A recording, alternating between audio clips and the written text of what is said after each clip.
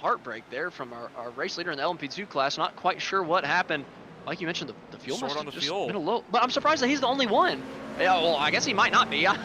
But I don't know. That's a little scary. Which that makes a lot of sense why we saw DeBoer going so slow in the middle section of this after he lost the lead. It makes a lot of sense that he lost 5 seconds. He had to have been saving gas. Taking a look back to the GT Pro class. Fight for the lead kicking off.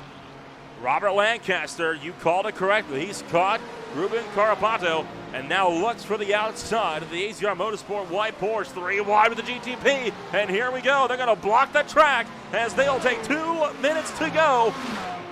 Crossing the start-finish line. Can Lancaster hang this one around the long way into turn number 1? No! For now, Carapato hangs on to the lead. Lancaster put on a clinic to make the pass for the P3 position, and he put on a clinic to make the pass for P2, and now he's going to dive it in deep down into the International Horseshoe, trying to put off Carapato. The 22 goes a little bit wide.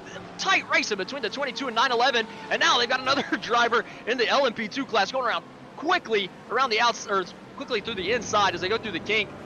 Still fighting hard for that race lead. Is Lancaster, crazy dive down to the bottom of the racetrack for the race lead. Contact at the middle of the corner.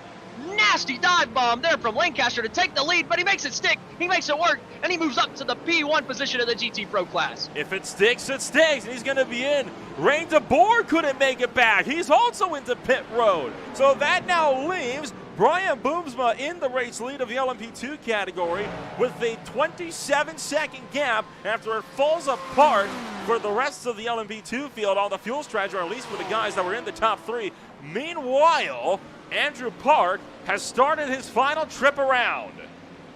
Yeah, Parker kind of putting on a clinic ever since he's gotten into that car. He did not come out of pit road in the lead, even though his teammate brought him down pit road in the lead. Able to pass the one guy that had passed him on pit road, got past the 3 guys that had stayed out before they even came down to take their final pit stop.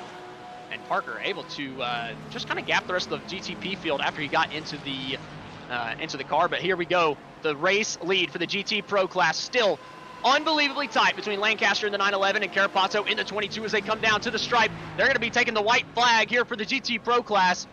Lancaster still holding on to the race lead on the inside going into turn 1. He's going to be able to keep it, but does he drive it in a little bit too deep?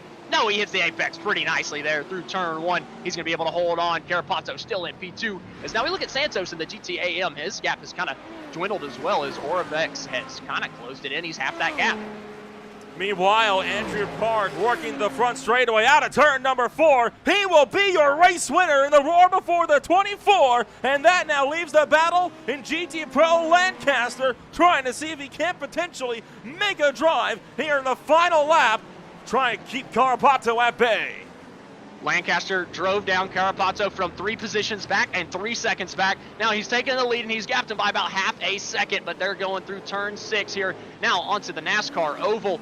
Can Carapato get a good enough run out of this corner to get a good draft all the way down the back straightaway? Looks like it's just a little bit better than the driver of the 911. He's closing that gap all the way down through NASCAR 1 and 2, and he's going to do it all the way down to the bus stop as well. It's a long way to go, but it won't be enough unless he can really capitalize in the bus stop chicane. He's got to get that line perfect. He's got an LMP2 car behind, but it looks like he's going to back off and let these guys duke it out for the win. Lancaster through the bus stop. Carapato cuts the course. He's going to go off the track, and that's going to be a slowdown for sure. That might be game over for Carapato's night.